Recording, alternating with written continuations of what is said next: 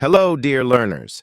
Welcome back to our channel, where English learning becomes an unforgettable adventure. Today, we begin the incredible life story of one of the greatest leaders in history, Nelson Mandela. This is not just a story, it's a journey of hope, courage, and determination. Listening to this story will help you improve your English vocabulary, pronunciation, and listening skills. But more than that, it will inspire you to dream big and never give up, no matter how hard life gets. So, get ready for the most powerful and most motivational story you've ever heard. Let's start the journey of Nelson Mandela, a man who changed the world. Nelson Mandela was born on July 18, 1918, in a small, quiet village called Mvezo in the Eastern Cape of South Africa. His birth name was Rolihlahla Mandela, which, in the Xhosa language, means pulling the branch of a tree. Some people also say it means troublemaker, a name that would later reflect his boldness in challenging injustice. He was born into the Thembu royal family, a tribe known for its rich history and culture. His father, Gadla Henry Mfakanyiswa, was a respected chief and advisor to the Thembu king. Although Mandela's family was not wealthy, they were deeply respected in the community. His mother, Nosekeni Fanny, was a devout Christian who taught him the importance of kindness, humility, and faith. Mandela's childhood was simple but filled with joy. He lived in a hut made of mud and straw, surrounded by open fields and rolling hills. There was no electricity, no running water, and no modern luxuries, but Mandela felt free and happy. As a young boy, he loved to run barefoot in the fields, herd cattle, and swim in the streams. He played traditional Xhosa games with his friends and listened to elders tell stories around the fire at night. These stories, often about brave warriors and leaders, ignited a spark in young Mandela's heart. One day his father told him, "A real leader is not someone who wants power for himself, but someone who serves his people." These words stayed with Mandela throughout his life.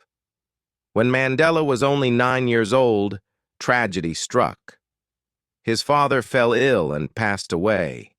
This was a devastating loss for the young boy, but it also marked a turning point in his life. After his father's death, Mandela's mother took him to live with Chief Jongintaba Dalindyebo, a royal leader of the Thembu people. Chief Jongintaba welcomed Mandela into his home as if he were his own son. For the first time, Mandela saw a life beyond his small village. He lived in the chief's palace, where he observed meetings and learned about leadership, tradition, and responsibility. Mandela began attending a local Methodist school at the age of 7. It was here that his teacher, Miss Madingane, gave him the name Nelson, as was the custom for African children to be given English names in schools. Although Mandela did not understand why he needed a new name, he accepted it and focused on his studies. He quickly became a diligent student, curious about everything he learned. He loved English literature, geography, and history, especially stories of African heroes who fought against colonial rule. Mandela often said, "Education is the most powerful weapon which you can use to change the world." This belief drove him to study harder and dream bigger. As Mandela grew older, he became more aware of the inequalities around him. South Africa was ruled by the system of apartheid, which kept black and white people separated in every part of life. Black people were not allowed to vote, own land, or live in the same neighborhoods as white people. Mandela could see the unfairness everywhere. At the age of 16, Mandela participated in a traditional Xhosa ceremony where boys became men. During the ceremony, elders spoke about the responsibilities of manhood, but they also shared their sadness about the state of their people under apartheid. Mandela felt a deep sense of duty to fight for justice and equality. When Mandela was 19 years old, Chief Jongintaba arranged a marriage for him. But Mandela had other dreams. He wanted to continue his education and make his own choices. So he made a bold decision. He ran away to the bustling city of Johannesburg. In Johannesburg, Mandela saw a completely different world. The city was vibrant but full of challenges. Black people worked hard for very little pay and lived in poor conditions, while white people enjoyed all the wealth and privilege. Mandela worked as a night watchman at a gold mine while continuing his education. He lived in a small, crowded room and often went hungry. But he never gave up. He believed that education would open doors to a better future. Mandela eventually enrolled at the University of Witwatersrand, where he studied law. He was one of the few black students in the university and faced discrimination, but this only made him stronger. During this time, Mandela joined the African National Congress, a political organization fighting for the rights of black South Africans. He attended secret meetings, where he listened to passionate speeches and shared his ideas for a fairer South Africa. Mandela dreamed of a South Africa where everyone, regardless of their race, could live together in peace and equality. He wanted to create a country where children could play together without fear, where families could build their futures, and where justice would prevail. This dream became the driving force of his life, but the road ahead was filled with challenges, sacrifices, and pain. When Mandela arrived in Johannesburg, he was just a young man full of dreams. The city was alive with energy, but it was also full of challenges. Black people were treated as second-class citizens and forced to live in poor neighborhoods called townships. Mandela rented a small room in Alexandra, one of the poorest townships, and worked as a clerk in a law firm. The job was demanding, but it gave him a chance to learn about the legal system and how it was used to oppress black South Africans. He spent his evenings studying by candlelight, determined to finish his law degree. Mandela's hunger for knowledge was unstoppable. He often said, "I have walked that long road to freedom. I have tried not to falter. I have made missteps along the way. But I have discovered the secret that after climbing a great hill, one only finds that there are many more hills to climb." The ANC had existed for many years, but Mandela and a group of young activists believed it needed a fresh approach. They formed the ANC Youth League, which focused on mobilizing young people to fight against apartheid. Mandela's speeches were powerful and passionate. He spoke about justice, equality, and the need for action. People admired his courage and vision. One of his most famous lines was, "It always seems impossible until it's done." While working with the ANC, Mandela met a beautiful and intelligent woman named Evelyn Ntoko Mays. Evelyn was a nurse, and she shared Mandela's dream of a better South Africa. They got married in 1944 and started a family. Mandela was a loving husband and father, but his commitment to the struggle often kept him away from home. Mandela's personal life was not easy. He had to balance his responsibilities as a father with his role as a leader. He once said, "There is no passion to be found in settling for a life that is less than the one you are capable of living." In 1948, the South African government introduced new apartheid laws, making life even harder for black people. These laws dictated where black people could live, work, and even whom they could marry. Mandela and his colleagues in the ANC knew they had to act. Mandela helped organize peaceful protests, strikes, and marches. He believed in nonviolent resistance, inspired by the teachings of Mahatma Gandhi. Thousands of people joined the movement, risking their jobs, homes, and even their lives. But the government responded with violence. Protesters were beaten, arrested, and sometimes killed. Mandela himself was arrested multiple times, but he refused to give up. He said, "Courage is not the absence of fear. It is inspiring others to move beyond it." Despite the challenges, Mandela achieved one of his biggest dreams. He became a lawyer.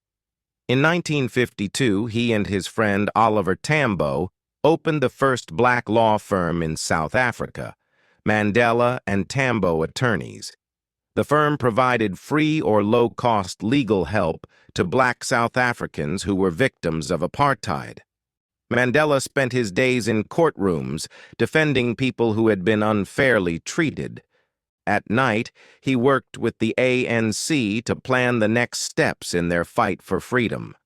In 1960, a tragic event changed the course of Mandela's life.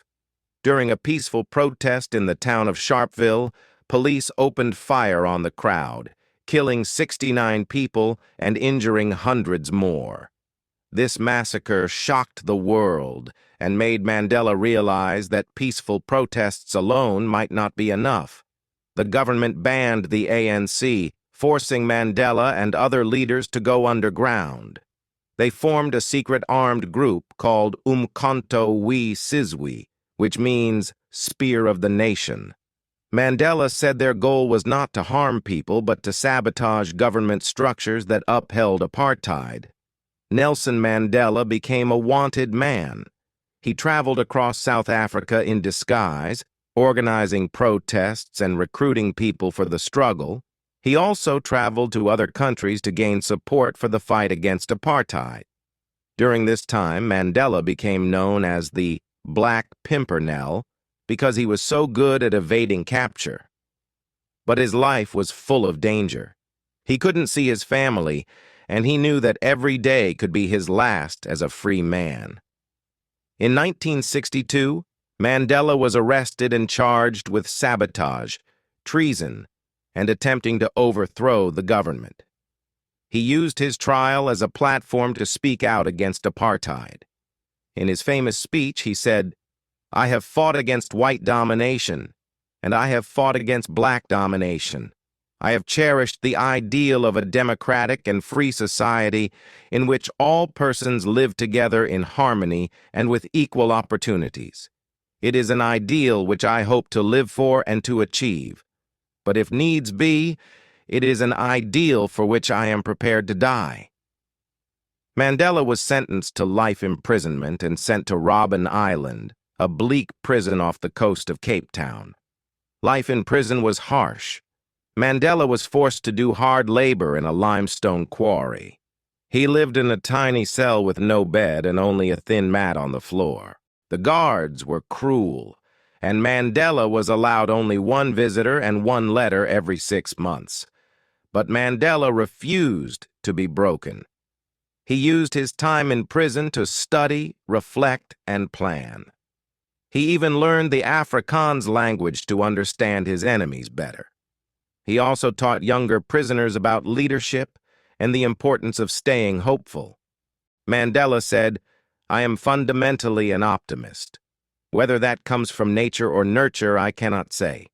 Part of being optimistic is keeping one's head pointed toward the sun, one's feet moving forward." As the years passed, Mandela became a symbol of hope for millions of people around the world. Protests against apartheid grew stronger, both inside and outside South Africa. World leaders and organizations called for Mandela's release, but the South African government refused. When Mandela was imprisoned, many thought his fight was over. But the truth was, his imprisonment became the spark that ignited a global movement. Mandela spent 27 long years in prison, most of them on Robben Island. Every day was a test of his patience and willpower. The guards tried to humiliate him, but Mandela remained dignified. The work was grueling, but he kept his spirit strong. He once said, "I realized that courage was not the absence of fear, but the triumph over it. The brave man is not he who does not feel afraid, but he who conquers that fear." During those years, Mandela became more than a prisoner. He became a symbol of the fight against injustice. Around the world, people chanted, "Free Nelson Mandela." His name was whispered in schools, sung in protests, and carried on banners. While Mandela was in prison, South Africa became a nation under siege. The apartheid government faced increasing protests, strikes, and international sanctions. Countries refused to trade with South Africa. Famous musicians like Stevie Wonder and Bob Marley dedicated songs to Mandela. Even in prison, Mandela's leadership was felt. He secretly communicated with other ANC leaders and even began negotiations with the apartheid government. Mandela understood something crucial. To truly win, South Africa needed peace, not revenge. On February 11, 1990, the world watched as Nelson Mandela walked out of prison. He was 71 years old, his hair gray but his spirit unbroken. His first words were, "I stand here before you not as a prophet, but as a humble servant of you, the people." Today, the time for healing of wounds has come. The time to build is upon us. The streets erupted in celebration. People danced, cried, and cheered. Mandela's release was not just his freedom, it was the first step toward a free South Africa. After his release, Mandela faced a tough question. How could South Africa heal after so much pain? Many people wanted revenge, but Mandela preached forgiveness. He met with the very people who had oppressed him and worked with them to build a new nation. He said, "Resentment is like drinking poison and then hoping it will kill your enemies."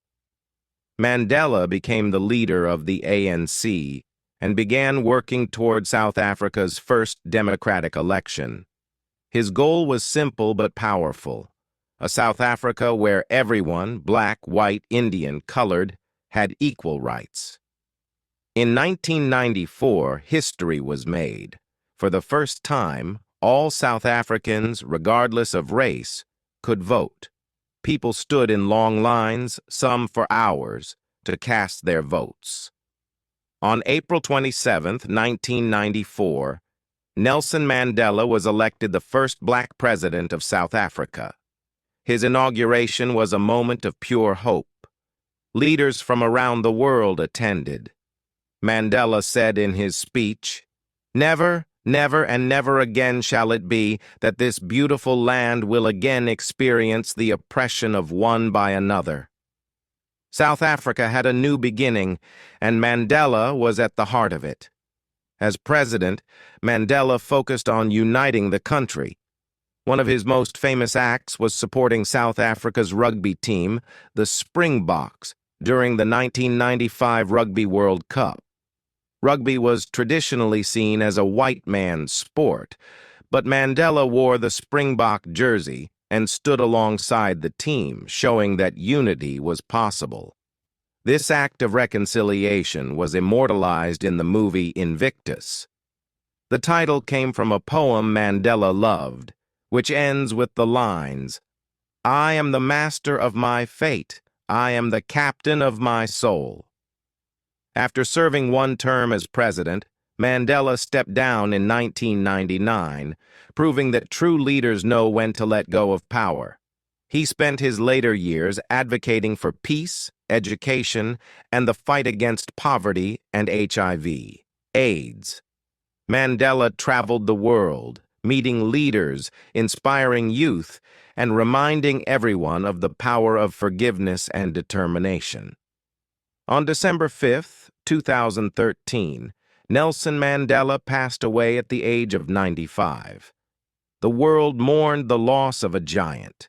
Millions of people attended his memorial, including presidents, celebrities, and ordinary citizens whose lives he had touched. Mandela's legacy is not just in South Africa, but in every corner of the globe. He taught us that no matter how dark the road, no matter how high the mountain, hope and perseverance can change the world. Nelson Mandela's life is proof that greatness is not something you are born with.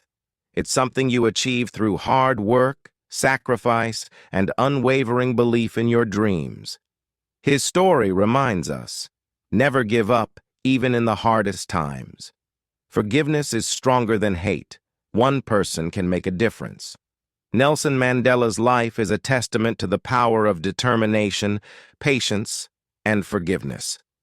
He spent 27 years in prison for a cause he believed in, and when he was released, he could have chosen revenge or anger.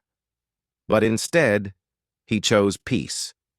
He showed the world that even in the darkest moments, we can still choose the light of hope and love. Mandela's journey was not easy. There were many times when he could have given up, many times when life seemed impossible. But he kept moving forward. He knew that change wasn't easy, but he believed that small steps could make a big difference. He showed us that we don't have to be perfect, but we must never stop trying.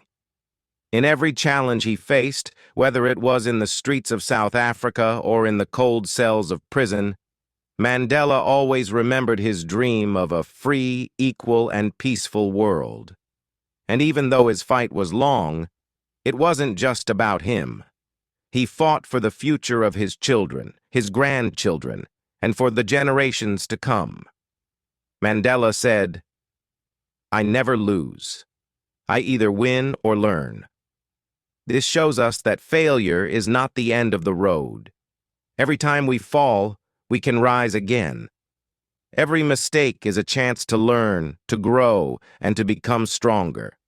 No matter how many times life knocks us down, we can always stand up and keep going. His life teaches us that no matter where we come from or what we face, we all have the power to make a difference. We can be leaders, even in the smallest ways. It doesn't matter if we're not famous or powerful like Nelson Mandela. Every kind word, every act of kindness, every moment we stand up for what's right. These things matter. Mandela's story is a story for everyone. It shows that no matter how hard life gets, we have the strength to keep moving forward. You have the power to overcome any obstacle. You are stronger than you think.